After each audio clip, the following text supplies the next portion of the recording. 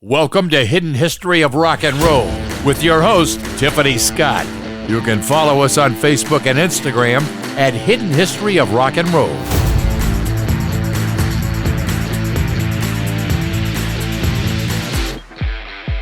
Hello and welcome to Hidden History of Rock and Roll.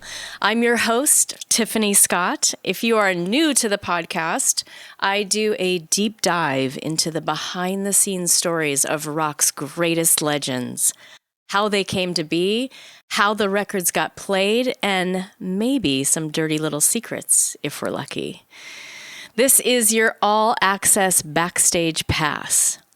My next guest has worked with rock legends like Bob Seger, John Lennon, the Beatles, Elton John, Boston, Olivia Newton-John, Steve Meyer, Pink Floyd, the Fixx, Night Ranger, Bobby Brown, and he promoted Tom Petty while at MCA Records. Please welcome to the show music industry legend Steve Meyer. Thanks so much for joining me today, Steve. Well, you're quite welcome, Tiff. I'm so happy to have you here on the show, and I want our listeners to get to know you a little bit and your special hidden histories of rock and roll. Please tell us a story about how you got into the music industry and maybe like what your first job was in the music industry. Sure. Well, I actually got on the job totally by accident. I was in my last year of school at the University of Miami, and a friend of mine used to sing songs together on the guitar. And we were doing that one night on the balcony of our apartment, which was on the second story. And the guy right below us heard us and said, "Can I come up and talk to you guys for a minute?" And he came upstairs, knocked on our door, introduced himself, and he was a sales rep for Capitol Records. But he booked local talent at the coffee houses. And he wanted to know if we would be interested in playing a coffee house. And we laughed and we said, "No, we're not really artists. We're just students, and we're just passing time." And anyway, we started talking about music. And he, in the course of talking to him, he mentioned that he was leaving his job at Capitol Records to go to work for another distributor. And I said to him, "Oh my gosh, I would just kill for a job like that." And he said, "Well, after talking to you for a while, you have a pretty good depth of knowledge about what's out there. If you want, I'll put your name in that and I'll give it to the sales director tomorrow." I said, "I'd love it. Here's my phone number." And actually the next day, the director of sales called me and said, "How fast can you get in here? This guy was really impressed with you."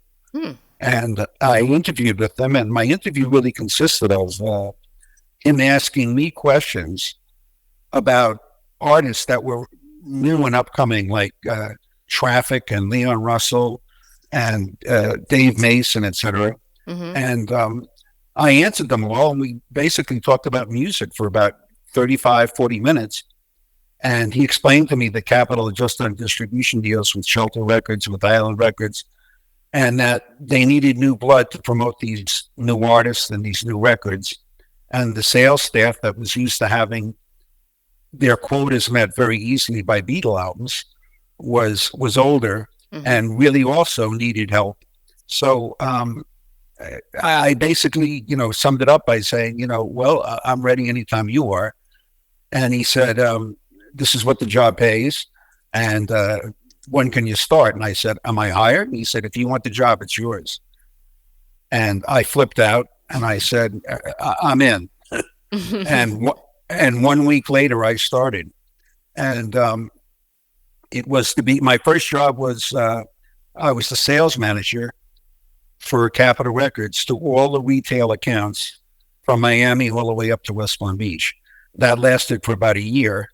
And then in 1970, when the Beatles officially broke up, Capitol Records lost $8 million that year, which I don't know what that equates to in today's market, but that was a huge amount of money back then. And they decided to do cutbacks. And I was the lowest totem pole guy with seniority. So the sales director loved me, and he said, you don't belong in sales. You belong in promotion. You really need to get into promotion. And now I'm going to recommend you for a job. And he called the Tower in Hollywood. And the vice president of promotion at the time flew me out. And this man, a man named Roger Karshner, had a vision that FM radio, which was emerging as album rock stations in various markets, was going to become not only a very dynamic and winning format, but it was going to be a tremendous boost for the record industry, because it was going to be enable us to expose artists to a different audience. Mm-hmm. And he interviewed me, he liked me, and he sent me back to my home, New York. And I did that for 2 years, and that's when I worked at a lot of different records. And I basically worked all the stations from New York all the way down the East Coast as far as they went when these stations were emerging. Primarily it was the tri-state area. But as stations started to grow, I serviced them too. That's great. And a little while after that, in 72, the sales director in Miami called me and said, if I could get you to come back here, would you come back as promotion manager for the state? Mm. And I really wanted to promote everything, singles, albums, AC, all of it. And I said, I'd love to. And he called the Tower again. He got the budget, and I went back to Florida as the promotion manager for the state. And I stayed there until 76, when I was promoted to national promotion director at the Tower in Hollywood. Oh, wow. And then you came to California. Yeah, I came to the Capitol building, yeah. Oh, that's great. And who did you work with at Capitol? Well, my boss, when I was in the field at Capitol, when I was, my promotion director in Florida, was an industry legend, a man named Al Corey. Mm-hmm. He became the when I first met him, he was the VP of A&R of artist relations and promotion. Mm-hmm. I had interfaced with him tremendously when I was in New York, because I had to constantly bring radio people to the clubs in Manhattan. So he would always call me. So I knew him. He was an incredible executive. I literally say, and I've told people, in my opinion, he was one of the greatest record people in the industry. Mm-hmm. And kind of, I don't mean on the same historic level as Clive Davis, but he was a record man, like Mo Austin, like David. And he stayed there, and the successes we had while he was there were phenomenal. Pink Floyd, Dark Side of the Moon, Steve Miller, The Joker, Fly Like an Eagle, the beginnings of the Bob Seger explosion, mm-hmm. Linda Ronstadt, Hard Like a Wheel. And in 76, he got offered the presidency of RSO Records by Robert Stigwood, and he left. So when he left, the national promotion director was a man named Bruce Wendell. He got promoted to vice president, and he offered me the job. And that's when I went to Hollywood. Wow. I do know Al Corey. I know of him. I've met him several times. I know of his career, and it was legendary. But yeah, he was an amazing man. And mm-hmm. Mm-hmm. I can't sing his praises enough. He was literally one of a kind. I've heard many stories from my dad, from John Scott, about him, and he is legendary. But let's talk a little bit more about your time with Bob Seger. You have some really great stories. I loved some of the stories you shared with me, so I'm going to leave it to you to share the stories with our listeners. Well, first of all, I want to say that when I was in Florida, Bob was an original road warrior. And back then, many of the artists that became heritage and legendary were back then on the road majority of the time. I think Bob was doing probably 250 nights a year back then when I was in Florida.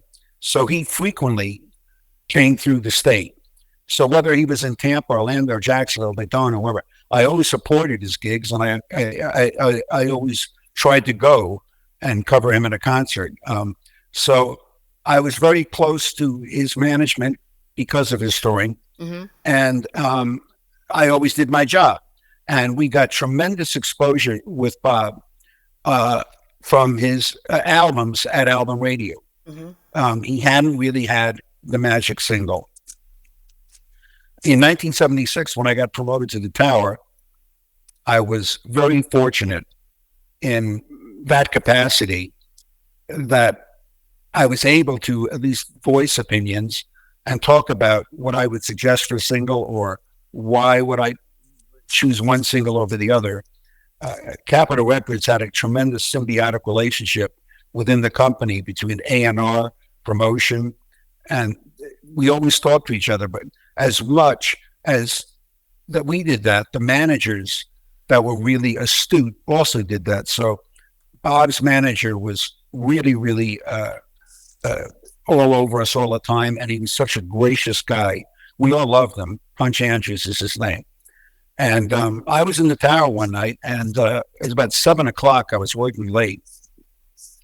And he walked in my office, Punch Andrews, and he said, "Hey, I've got an acetate here of Bob's new album.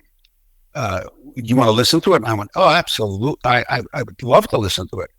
And I put it on the turntable and started listening to it. And in the course of listening to it, Punch got up and left my office and said, "Can I use your secretary's phone? I have to make some calls." So I kept listening to the record, and all of a sudden, the third or fourth track in, and I don't remember the sequence that was on the acetate versus what happened on the commercial record when it came out. But when this track came on, the hairs on the back of my neck stood up, and I just listened to the lyrics. And when it was over, I just said, "My God, this is it. This is going to be a monstrous record. Not only for this time, it's going to break him wide open." And he came back in my office after his phone calls, and I said, "Punch, this song, Night Moves, this is it. This is the song." And he said, "Well, Bob always likes to have rock and roll records for his first." I said, "Look, if Bob puts out an album tomorrow and it's all rock and roll and yet no singles, you're going to sell well anyway. And in Detroit, you're like the Beatles, so it doesn't make any difference. So this is different, though. This will break you nationally." And we started talking about it, and then and the phone rang, and it was for him. And he said, "I got to go take this call, and I'll come back." He took the call outside my office. While he was outside my office, I immediately took out a cassette, threw it in my cassette machine. Back then, we all had in our offices, the turntable, the cassette, the reel-to-reel, the whole thing. Yeah. I put Night Moves back on, and I taped it. Punch came back. By the way, I didn't tell him. Punch came back, and we continued our dialogue. And while we were talking, Bob strolled in my office. He was downstairs in the studio. They were mastering the album. And Bob's looking at my wall. And on my wall, I had all these black and white photos of Bruce Springsteen in concert. So I said, "I know, wrong label." Bob said, "Oh, you're a Springsteen fan?" I said, "Yeah, and so are you." And he said, "Yeah." I said, "You called Born to Run the pivotal album so far of the 70s. And he said, Bob looked at me and he said, "How do you know that?" And I said, "Because I read Rolling Stone too." You said it in an interview. So he said, "Yeah, man, he's really," I said, "Yeah," I said, "I really like him. I'm a fan. I've been a fan since day one." And we started talking about that. And then I said, "I'm talking to Punch about the album." And he said, "You guys keep talking. I'm going out to finish mastering." So I kept talking to Punch, and I said, "This is it. This is it." And, he finally said, "Well, we got to have this conversation go on. I'm going to go downstairs with Bob, and we'll continue tomorrow." I immediately picked up the phone and called my boss, Bruce Wendell. And I said, "Bruce, I have to come over to your house right now and play you something." And he said, I can't stay here. I'm going out to dinner with Paul Jew, the vice president of programming for the RKO radio chain. We're going to the Palm." And I said, "Well, don't go anywhere. Just stay there. I'll be there. Bruce, there's no traffic on Sunset. I'll be in Coldwater Canyon in 10, 15 minutes. So I sped to his house, pulled up, and he said, "This better be worth it." And I said, "Where's your cassette machine?" We went into his living room. I put it on. He goes, "Hey, you were right. this is it. And I said, it is. And he says, I'm going to go play it for Drew. And I said, wait a minute, it's not out. He goes, I'm just going to play it for him, So he went to dinner with Paul Drew, played him the record in his car, the tape in his car. And when it was over, Paul Drew, bless his heart, said, well, if you give this to me, I'll test it tonight on one of my stations. And Bruce said, no, it's not a record yet. That's just a demo off the acetate and blah, blah, blah. And he said, well, I like it, and I'd like to, test it and put it out there. So we came in, and of course, I told Bruce, you can't tell Punch I take that, because if you tell him, maybe my trust will be broken. So the next day, Punch came around, as he normally did when he was in the tower, and we sat down, and we both started, Bruce and I started saying, this is it. This is the magic single. You got to do it. You got to do it. And he said, you're going to have to really convince Bob and commit to it. And because, he really believes like leading with rock and roll. And I said, well, a hit is a hit. This is a hit. And we all got together, everybody inside the tower that was on the Bob team. And we talked to him and we said, this is it. And the only thing he didn't like at that time, which wasn't our doing, but there was the unwritten rule of radio back then that if you had a single longer than 3 minutes and 30 seconds, you weren't going to get airplay at a top 40 station. So we had to do a radio edit of Night Moves. And we took out that part in the middle where Bob slows it down. And that was only on the radio, the top 40 edit. At the album stations played the full version, of course. And it didn't make any difference because once it hit the airwaves, it exploded. And it broke Bob wide open nationally. It went top 5. I think in Rolling Stone, it might have been the record of the year. And it took the album to platinum. And then came time for the second single. And I said, well, if you trust me, I think there's another one on here that's almost as good. And, I don't want to predict any chart position, but I think it'll sell. And what is it? And I said, Main Street.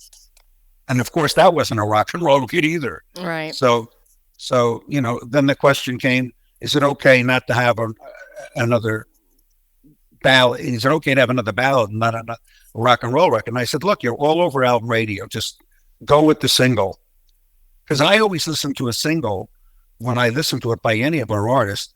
I always remembered the first time I heard great records on the radio. I was usually in my car. And, when I heard a great record, it always caught my ear. And I always listened like I was that guy driving in the car, hearing the record for the first time. And when I heard Main Street, I felt it was as powerful at top 40 radio.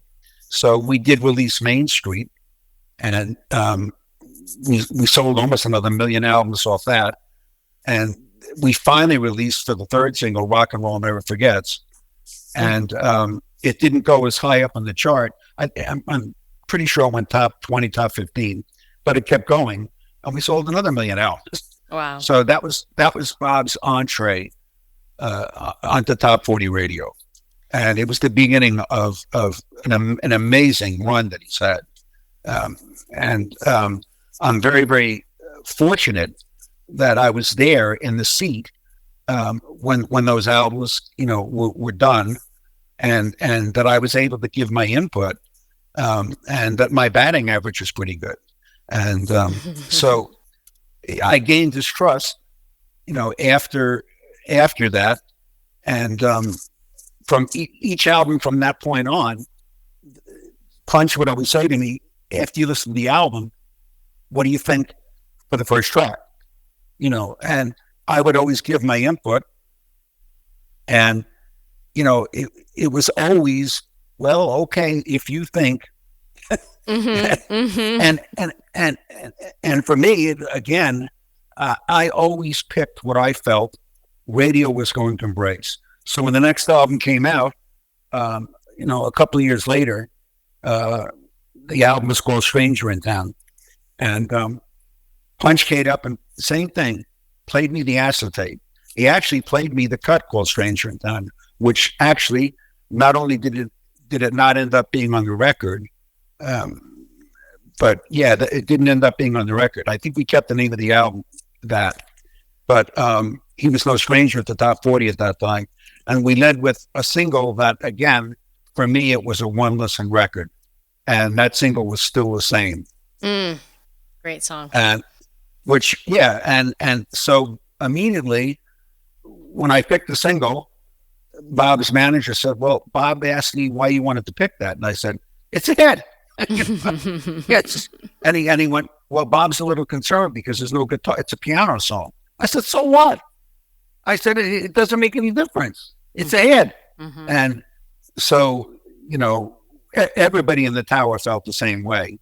And we rallied around Still the Same. And that became the first single from that album. And it also went top 5. We followed it with a rock and roll record. And the record, which I thought was basically, it was also a one listen record. And that was Hollywood Nights. Such a great song. Incredible song. And Bob was very happy because it was a rock and roll record. And, it did extraordinarily well. And I don't know if it went to, I think it went to the top 10 at radio, top 15 at Billboard. And then we came with another song that, well, again, for me, it was a one listen record and almost for everybody that heard it. But then the question came, well, it's the third single and you want a ballad. And I don't know, maybe we should wait. And I said, you've got to put this song out. If you don't put it out, you're going to blow it. If you don't put it out, somebody else is going to cover it. And that song was We've Got Tonight. And obviously that was monstrous female record. And each single at the time exploded the album into bigger and more sales.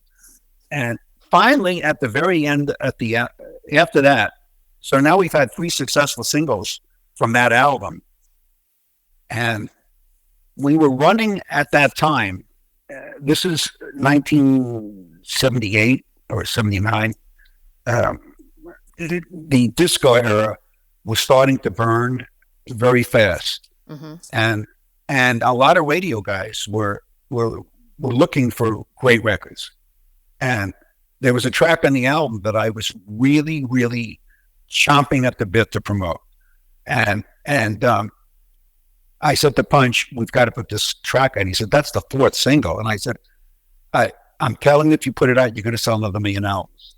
And he said, well, I'd rather, if it only mid-chart, I said, Punch, if it only went to number 40, you'd sell 1 million out. It's going to be a classic. I said, and please let me take a trade ad out. And I want to put in the trade ad at the top of the trade ad. Don't ever take me to a disco. You'll never see me out on the floor. In 5 minutes, I'll be late for the door. I like that old time rock and roll, the new single by Bob Seger. That's great. Well, radio embraced it. I mean, they just, of course, it became an instant classic. And that ended up selling another 1 million albums. So, It's great how every song that you talk about, I can hear the song in my head and I immediately start dancing no matter what. Yeah, well, that's what happens when you have great songs that pass the greatest test of all, the test of time. And see, again, I wasn't just listening for me. I tried to listen with the ears of obviously the people on radio who are going to play the record, but the audience that was out there that was listening to radio at the time. And I really wanted to take the shot at the same thing that I felt when there was nothing more exciting working at a label than hearing music before the public ever heard it. Whether it was Bob or the Beatles or anybody. When you got to hear something in advance of it being on radio, it was exciting. So it was extraordinarily rewarding for me to be a part of that in Bob's legacy, and in doing so. And I did that right up until I left in May of 1983. The album after Stranger in Town was Against the Wind, and that album became his first number one album. And once again, I picked the mid-tempo record for the single, and it was called Fire Lake, and it went right into the top 10, and I followed it with a complete ballad, the title track, Against the Wind, and then we followed that with another ballad called You'll Accompany Me. I love that song. Yeah, that became a big wedding song. Anyway, so that album did go to number one in Billboard, but he didn't have a number one single from the album. He had a couple of top fives and a couple of top 15, but his album sales were consistent all the way through, and he was one of the most gracious and nicest artists I've ever worked with. It didn't make any difference, where he was and how hectic his touring got. Of course, after, the hits, he didn't have to do 250 nights a year. He started playing, small arenas and stuff. And it became for me a thrill to go see him, whether it was at Madison Square Garden in New York, or at the Forum in LA, or at Cobo in Detroit, where here's a story. I flew in to see Bob at Cobo Hall. I took the Detroit radio people out to dinner, and then we all go to the concert, and we have our tickets in our hand, and we walk down the aisle, and the usher says, Mr. Meyer, these are great seats. There's only one problem there for tomorrow night. Oh no. So my promotion man, he's also an industry legend now, Craig Lambert. Craig went and spoke to Punch, and Punch said, I'll put you all on stage. Is that okay? And I went, it's okay with me. And boy, what a night to sit on the stage in Detroit, where Bob literally is like the Beatles, and to see the crowd, from his vantage point for an entire show was absolutely riveting. Wow. I know Craig Lambert very well. He's very nice. Yeah. Very fun. One of the good ones. Yeah, he is. And that must have been incredible, sitting, so close and just taking it all in. He was the best. And again, no matter where I went to see him, when he sold out the Madison Square Garden for the first time, I called Punch and I said, I didn't know that, but Punch said to me, yeah, we're going to play Madison Square. It's our first time he's ever sold out the Garden. I said, I'm coming in for that. He went, oh, Bob, I'm so high. And I surprised him and came backstage. He didn't know I was there until after the show. Oh, that's great. But he was that way with all the people at Capitol, and so easy to work with, and so collaborative, and he did everything we ever wanted. Yeah, it must have been incredible working with such a talented and prolific artist.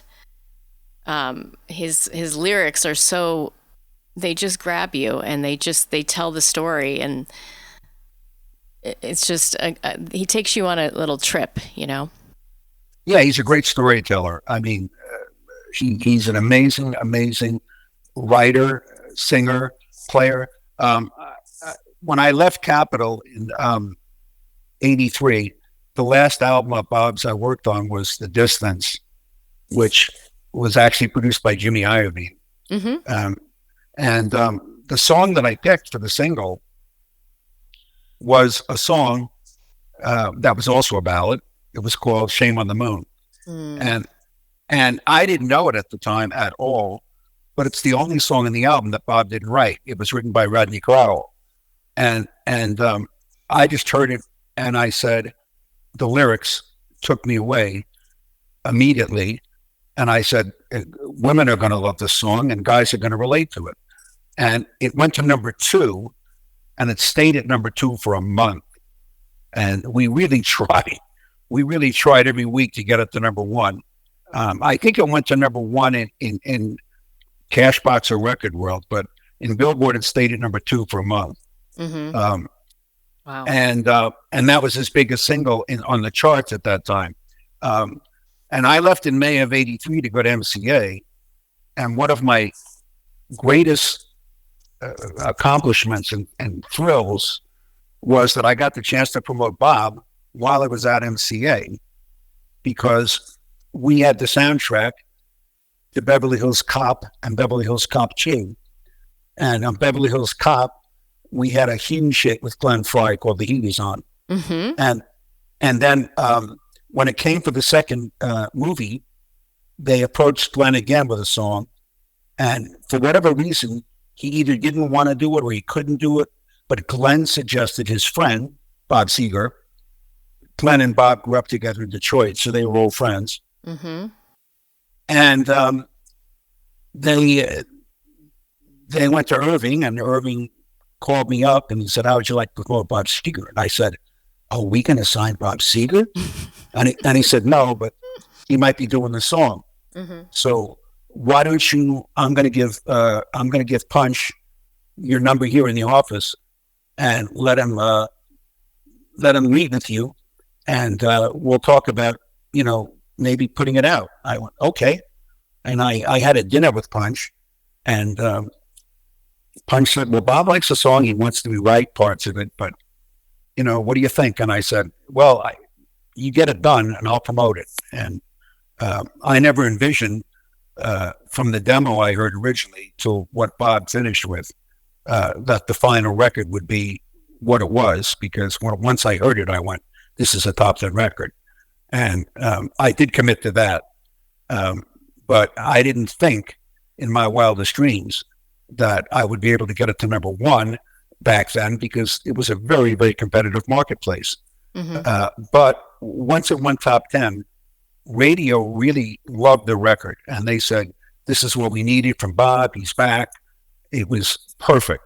And we got it top 10, then we got it to 5, and blah, blah, blah. And then we got up there, and I was going for number 1 in Billboard. And I pulled out of Billboard magazine, and the phone in my car rang, and was my assistant. And she said, Bob Seger called, and he wanted to know if his record might go to 1. So I said, give me the number. I pulled over, wrote down his number, and I called him from the car. And Bob said, "Yeah, I was just curious, man. I said, "Okay, listen, Bob, here it is. The charts are not released, so you can't tell anybody this. And if you do, I'll get in big trouble." But I just spoke to the guy that does the chart. The charts are done. You've got a number 1 single on Billboard. Wow. And his next line was, "I can tell my mom." I said, "You can tell your mom you have the number 1 song in the country." What a great line. Yeah. So then I said, "But please, under no circumstances, if Columbia or Warner or anybody finds out that the charts are done and that I've released that number, it can reflect back on the Billboard guy, and I don't want to do that." So we kept it under wraps until it was official that afternoon.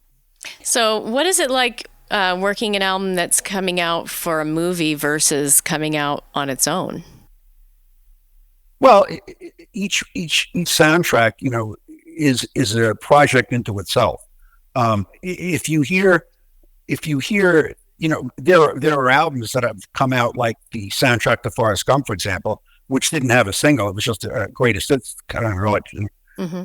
So that was just a marketing tool. But, if you've got a soundtrack and you listen to it and you go, this is a real viable, potential hit single, you look at it just like any other album.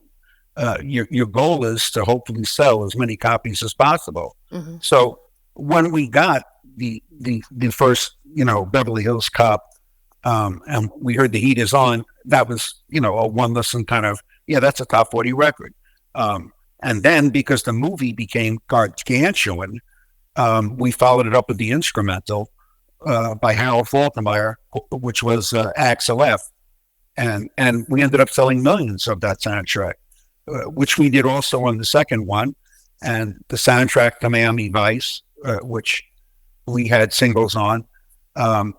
We really looked at it as, the only difference with an album soundtrack is it's you're not developing a long-term career unless you have an artist coming off the soundtrack that ends up having a hit that kind of nurtures their career.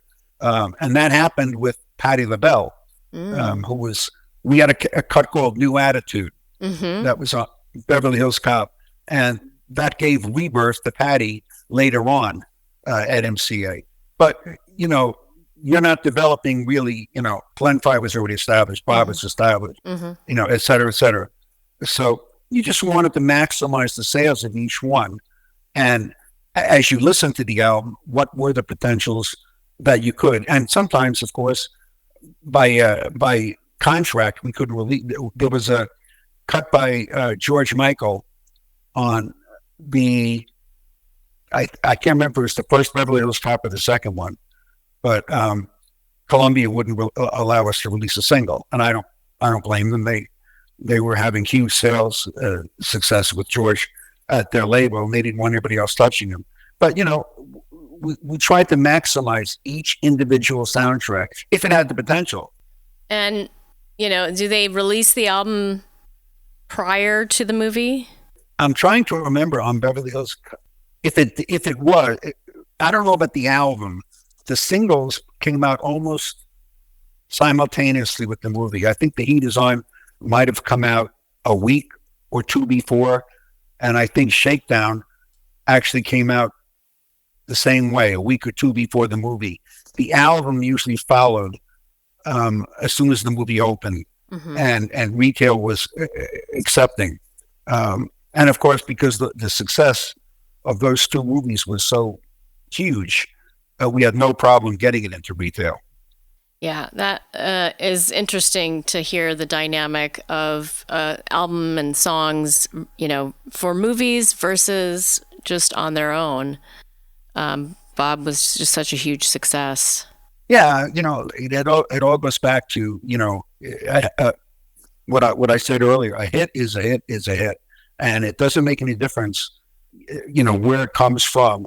There are many, many times that record companies, those I've worked with included, radio picks a record or something starts happening and an album starts selling and we didn't expect it. And so we support it. The whole myth about record companies only promote what they want is illogical, because record companies are in business to sell records. And back then we wanted to sell, we didn't care where the sales came from. And we didn't care what format it was. We wanted to sell a lot of records. So whether it was, from album radio or country radio or an AC, we wanted to maximize the sales of every single record. Just switching gears just a little bit, you talked about when your time at MCA Records. I know I have a lot of followers of Tom Petty on my Hidden History page, and on all the platforms. I have a lot of Tom Petty fans, as I am. Tell us about your time working at MCA Records, and then follow on, with your time with Tom Petty. Well, the first album that I was actively involved with promoting, when I came there, he was finishing up there was an album that he had already had out. It was the album that had You Got Lucky on it. I don't remember the title of that album, but that album was basically, had peaked at radio, and I think at sales. When I came in, it was basically running towards the end of that. But the first album that I was actively involved and that I was vocal about was Southern Accents. and there was a single on there that I felt in my heart it was a bold, fresh, incredible. I thought it was an incredible record, and that was "Don't Come Around Here No More." Mm-hmm. And it was a departure from what Tom had done before, and it was different. Mm-hmm. And Dave Stewart had made it different, and Tom wrote it, but I mean the production and everything was unique, and I really felt that it was worth the gamble to promote this at Top 40 Radio, even though I knew a lot of program directors wouldn't really get it by listening to the record on the first or second time. But I said, I just feel it's a dynamic. I thought it was an incredible record. I still do to this day every time I hear it. So we put that out, and of course he was already getting album airplay at album radio, where Tom was a staple, and we put it out, and where it was played, program directors would actually tell my staff, I'm just shocked that the people are actually calling for this, right? And I'm a little shocked because I don't get it. And I said to my promotion staff, whether they get it or not, this is what part of being in promotion is about, is trying to break that mold and give them something that the audience might like, and also take your artist to a different level. And I really thought it was an amazing step for Tom to do that record, that track especially, because it was so radically different. And I think we took it into the top 40, and I'm pretty sure, you can check, I think the video for that ended up being the MTV Video of the Year. So I was very, very happy that I could participate in that project, and I was very happy. If we had our wishes, I would have liked for it to be a monster top 10 record. Yeah. But not everything you believe in with your heart and soul ends up that way. However, a few years later, Tom delivered his biggest album ever, his Full Moon Fever album. And anybody that is a Petty fan, or even not a Petty fan, how do you not know that record? Because Free Fallin', I Won't Back Down, Running Down a Dream, they were all monstrous hits. And that ended up being Tom's biggest album ever. And what a monstrous album. And those songs became rotation songs from the minute they hit the air until the project was done. And I think when I left MCA in 91 or 2, I think the album had sold at that point 3 or 4 million. I don't know what it sold by today. But I know it ended up being his biggest album. Full Moon Fever is one of my favorites. I know it's my dad, John Scott's favorites. You brought up Southern accents, which has a dear meaning to me, being that we're from Memphis. And I do recall hearing that for the first time in Tom's studio with my mom and dad. And I looked over at my mom, and she was in tears when he played her Southern accents. And that album is just really special to all of us. Tom was very prolific, and he put out projects pretty. I think there was a period of time there where he put out a couple of albums almost once a year. I'm not sure, and I don't remember the titles. They all did fairly well at album radio. I always, again, when I hear an artist of that kind of caliber. When I came to MCA and I knew about all of Tom's music, obviously just from the competitive standpoint, but from listening to the radio, he was all over radio too. I was actually itching to give him a top 10 record. I even joked, my last night at Capitol Records, I sent you a photograph. There's a picture of me, Jimmy Iovine, and Bob Seger at the Forum, and that was my last night at Capitol. And I actually joked. And I said to Bob, well, Bob, I did such a good job for you. Jimmy Ivey recommended me for MCA, so I'm going over it. And, and he thought for a minute, he thought I wasn't joking. I said, no, I'm joking. But, I really wanted to, be part of the team that could hopefully do that, because I knew he hadn't reached, at least in my opinion, the level of success single wise that he should have. And I was really happy to be there for that run. Yeah. Full Moon Fever was unbelievable. Just hit after hit after hit. Yeah. He just ended up, coming out with magic. And of course, every one of them had a supported video. They became MTV A rotation records. Mm-hmm. And, it was explosive. It really was. I had top 40 radio people calling me saying, I never in my years thought I'd ever have a Tom Petty record like this, that would be this big, but it is. And I'd say it is what it is. Again, a hit is a hit is a hit. Right. And they were magic records. They really were. Sounds like that could be the title of your next book or your new book, Steve Meyer. A hit is a hit is a hit. Well, when you're in promotion, you understand sometimes, I used to listen to the radio all the time when I was doing promotion. Even when I went national, I had it on in the office because I always wanted to hear what the competition.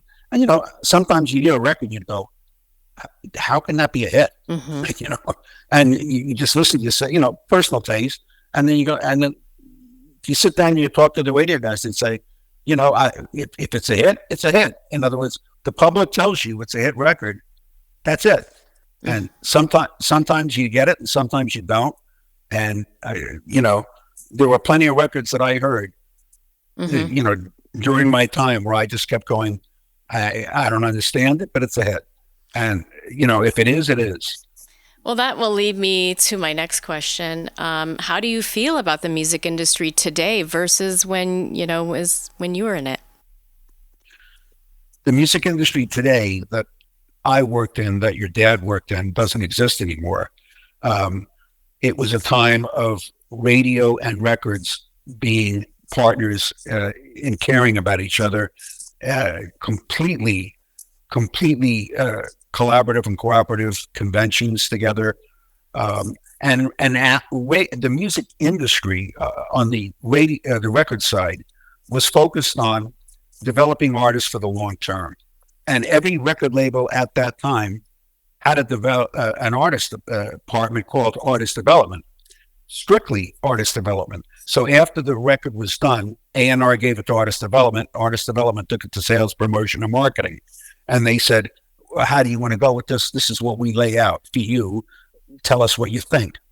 And we did that because we wanted to develop artists for the long term. We didn't want one-offs. Your money came from long-term success and building artists with strong foundation of album sales.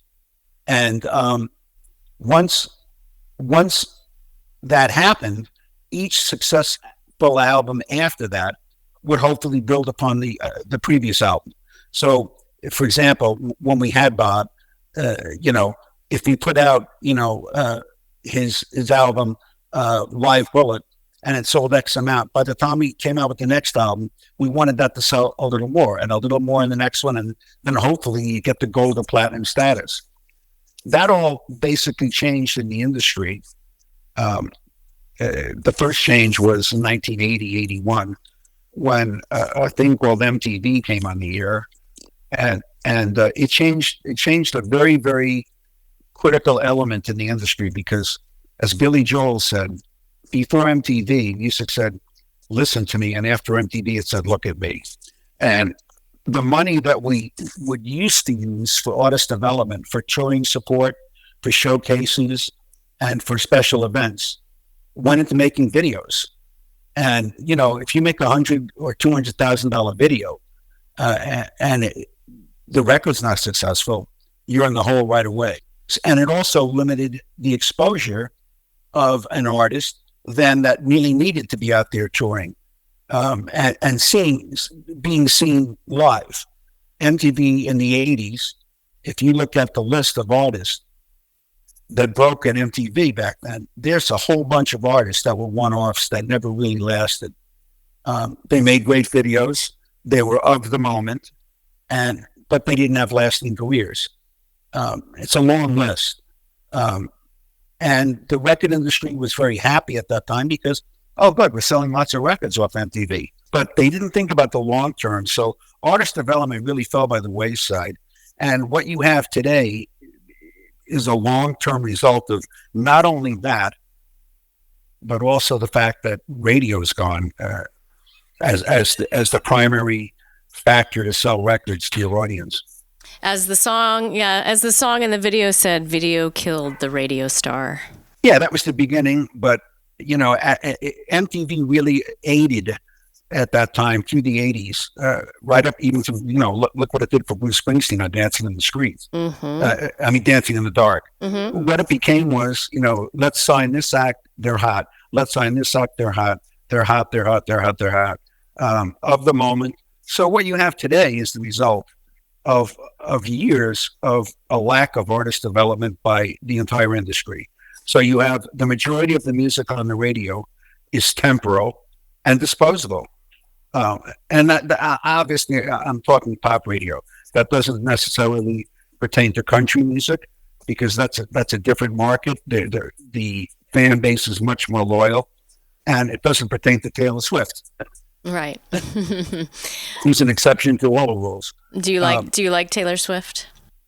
Yeah. I think she's an incredible. I'm not in her demographic audience at all, but as a guy who looks at music and talent, I would say she's got everything. I mean, she's a songwriter, she's a performer, she's a musician, she's a choreographer. The girl, she's the whole package. I don't know how many of her songs are going to be around in 20 or 30 years, but she writes good songs, and she delivers, and she's probably her and Lady Gaga are probably the only two artists I can think of right now that might be around in another 10 or 15 or 20 years. I can't think of any bands that might be around that long or be selling out arenas like the way she is. I just don't see it happening with the way the industry is today. I see acts selling out smaller venues, 18, maybe 1,000, but I don't know if anybody's going to be able to do what Taylor Swift, Lady Gaga, Billy Joel's on selling arenas now. McCartney did it. U2 did it. Once the heritage acts are gone, and the icons are gone, Elton John included, I don't know, 10 years from now, who's going to be selling out arenas? Yeah. I think Billie Eilish is actually crossing over into, her films, her music for films. I think she's fantastic. But we'll see. We'll see with all of them. I think for her to get to that level, she can, as an artist, she might be around. I don't know if she's a stadium type artist, because you need a show for that. And both Lady Gaga and Taylor Swift put on extensive shows. They're not just a concert; they're shows, and they give their audience what they need. But I just don't see. I look around and I see who's selling tickets right now, and I think I hate to call her out on this, but what made news this week about somebody canceling a tour, which you may or may not have heard, was Jennifer Lopez just canceled a tour, and it started with canceling 6 or 7 dates because of poor ticket sales, and now the whole tour is canceled. And I don't know whether it's all due to that or her personal life, and I really don't care at this point what the reason is. But let's just say they canceled 6, 7, 8, 10 dates because of ticket sales. Okay, let's go back and look look at 20 years of music and from what she created. Do you hear her oldies on the radio? No, you don't hear 90% of the music you hear today is current, and it's like I said, it's disposable. You don't hear oldies by artists that were on 20 years ago. Yep, that is true. So I want to move on real quick to. I have some listeners and fans of Hidden History of Rock and Roll, and they've asked if they can ask you a question. Of course. Yay. Okay, so Carol Rosenberg Shapiro from West Bloomfield Township in Michigan, she wants to know, what was the most successful promotion you did for any artist? Boy, that's a really tough one. To me, I'd have to blanket that by saying, when an artist starts to break, whether it was Bob Seger or Steve Miller or Pink Floyd or anybody, labels go into DEFCON 1 status and really they pull out all the stops. And we did that every time we had success that merited that kind of reaction, no matter who it was. So what was the most successful? I really don't know, because I consider them all successful in support of those acts. None of them ever failed. It's really hard to say, well, we did this and then this happened. It wasn't because of a specific promotion that an artist all of a sudden broke through. What really broke through was the radio playing the hits. That's what gauged your success. When you supported that to the max, which we did for any artist, regardless of what format they were at. Okay. That came with the advertising, the marketing, the promotions, the events, and everything. And we did them for everybody. I was involved in promotions for literally every act that we had success with. Whether it was giveaways, whether it was scripts, whether it was, meeting the artist backstage back then, which was a rare thing. But I don't know which one I'd say was the most successful. Probably the one that was the most effective was Pink Floyd, when they came out with Dark Side of the Moon. The problem of getting them a hit single was very, very difficult, because Top 40 radio just thought the name alone didn't belong on the radio. At Top 40, the audience, they said, was alien to that. So we did extensive promotions, and one that I did in Florida that we ended up taking national with radio was Write Your Own Ticket to the Dark Side of the Moon. And what we did was we picked out the most difficult markets for Pink Floyd. And what we did was we offered radio to do contests on the air to give people the creative ability to create a ticket in any way, shape, or form to the Dark Side of the Moon. And the stuff that was creative nationally was amazing.